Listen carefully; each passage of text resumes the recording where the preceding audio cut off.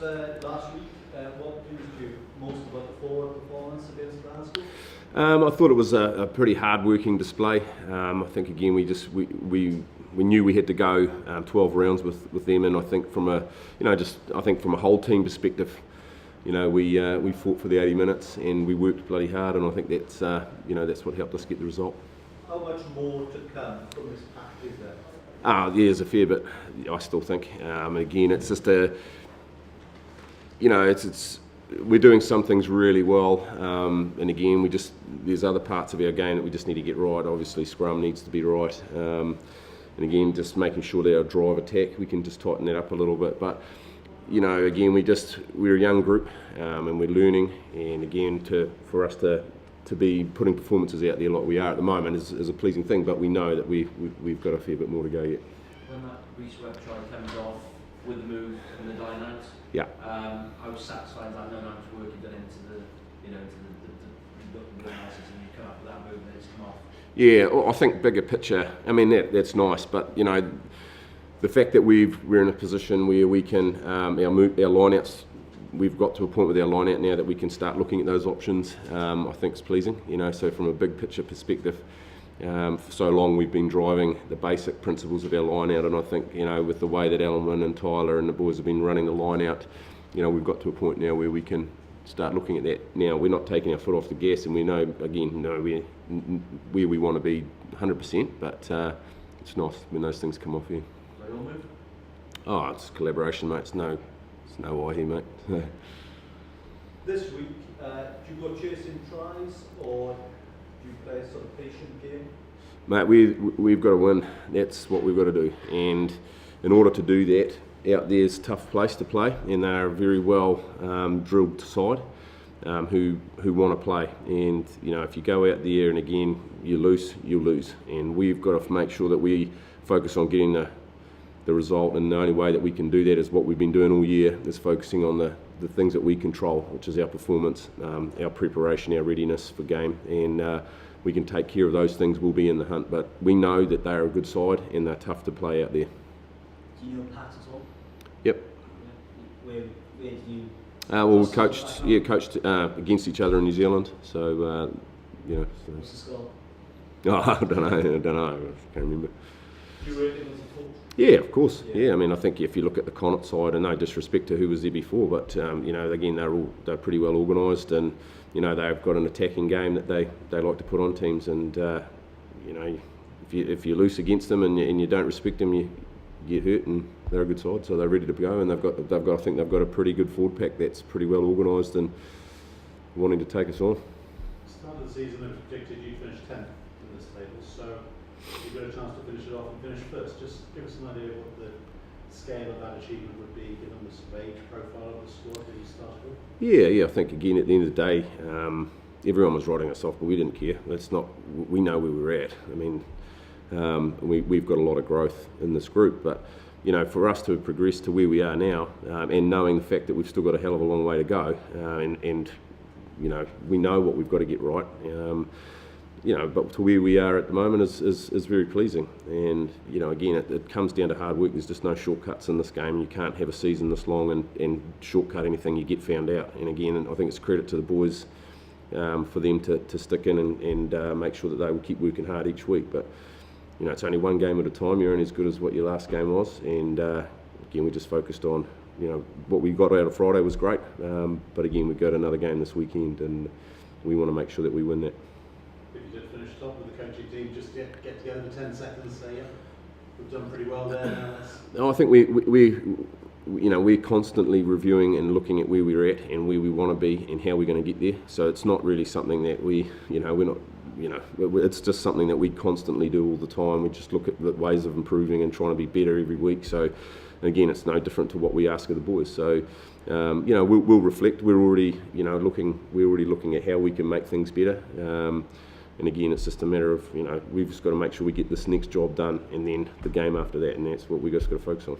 How difficult is your back row selection at the moment, given how your back row is out there? Yeah, it's not. It's a situation, and again, one that from a coaching perspective it's good to have, but when you're dealing with people and you're dealing with very good people that aren't playing, it's tough. And and again, I think it just shows you the character of the guys that we've got here, that they can, if they're not selected, then they bounce back. They're helping out the guys that are starting, and they're chipping in and doing their bit, contributing. And I think that's all we can ask, really. You picked James instead of Dan at 6 Yep. last week.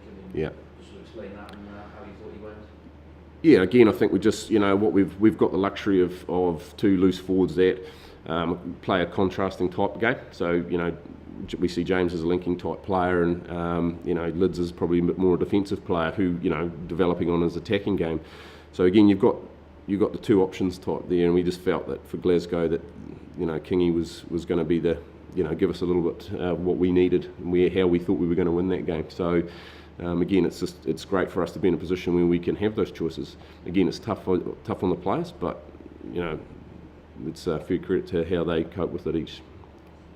Chris, you worked with Marty Holler. How does Tipper compare? Yeah, I think Marty was a hell of a player, and as you saw in his time here. We saw the best of him back in New Zealand when he was coming through and playing, and he's such a good guy and hard worker.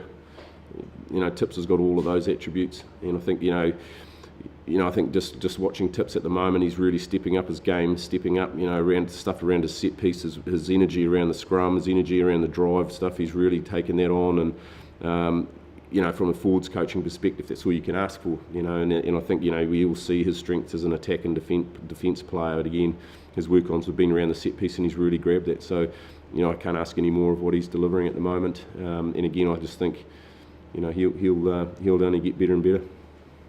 How tough do you think it is, Chris, for Justin, given clearly every player has international ambitions, and for him to have the captain in such a specialised position as well?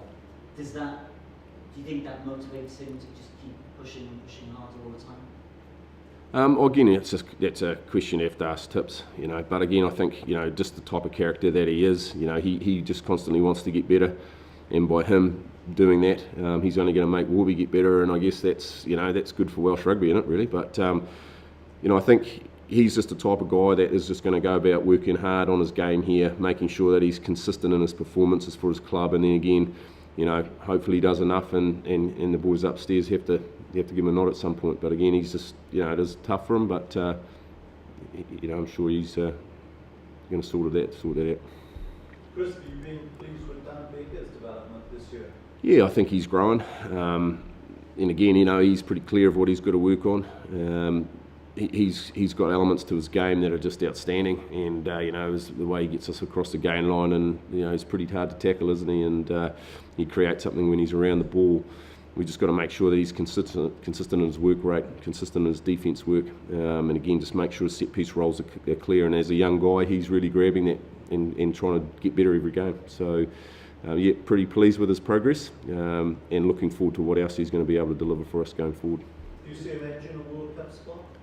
Oh, mate, I don't know. I don't know what their mix is going to be. It's going to be pretty tight. Whether they take the three locks in a utility lock or loose forward, or they take the four locks. I mean, it's that whole mix is going to be tight. So I'm not. To be fair, I'm not sure what they're going to do there. On the injury front, always Jeff Asler and whatever other injuries you've got. To be fair, I haven't actually heard too much about where Hass is at. I know he was having a scan yesterday. I haven't heard the results of that as such, but from the other injuries perspective, there's nothing else that stands out.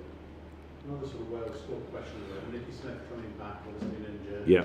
making a contribution. He seems to be doing that, in time to get back into the Welsh squad for the World Cup. Give us an assessment of him. Yeah, I think at the end of the day, he's another young guy, hell of a character, and really knuckles down and does his job. He's still got a fair bit to work on in his own game, and he knows that.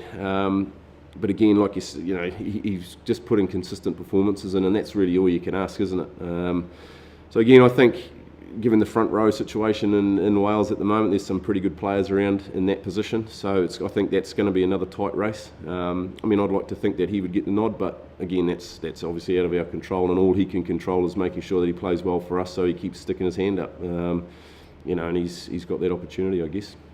He's as good at ball carrying loose header as they around. Yeah, I think he'd be the first to say that he's got some work-ons to do around that area, his catch-pass stuff. But when he goes forward with the ball, he's pretty hard to put down, isn't he? And I think that fend and offload that he showed out in Millennium Stadium a couple of weeks ago is pretty top-notch. I think his work around that front of the line out, that catch off that front and passing to Webby, he'd been working on that for 2 weeks. And again, I think just it's a credit to him. He just keeps chipping away at the little things. But again, he's definitely getting better. What is the key to getting a result early in Connacht? I think we've got to make sure we're a lot more accurate around our set piece into our phase play. I think you see that we turned a few over, got a couple of penalties for coming in the side, one turnover. So again, we just got to make sure that we're a bit more accurate there. And I think again, going out there, we can't sit back and wait. We've got to make sure that we attack, get on the front foot with Connacht. They're an aggressive side that want to make sure that they take the fight to you. So we've got to make sure we match that. And again, make sure we're accurate and patient.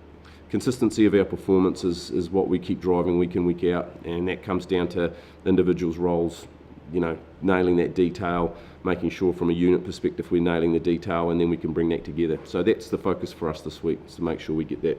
Could you just put into words the difference and the importance of getting a home semi-final draw? Yeah, I think we talked about that the other day. I mean, obviously, it's awesome to have that, on a number of fronts. Obviously, having that is a bit of an advantage for you. Giving our crowd and our supporters who have been awesome and stuck through us, right through thick and thin this year, giving them something to come back to as well, and having another game on Liberty is awesome. But I think at the end of the day, when you get to the semi-finals, playoffs, it's all about that 80 minutes. And whether it's here or away, we've got to make sure that we're ready to go. And, sure, the home advantage is one thing, but if we don't perform and we're not ready to perform, doesn't matter whether we play here or the Knoll or wherever we play. So again, important, but we've got to make sure we get what we need out of this.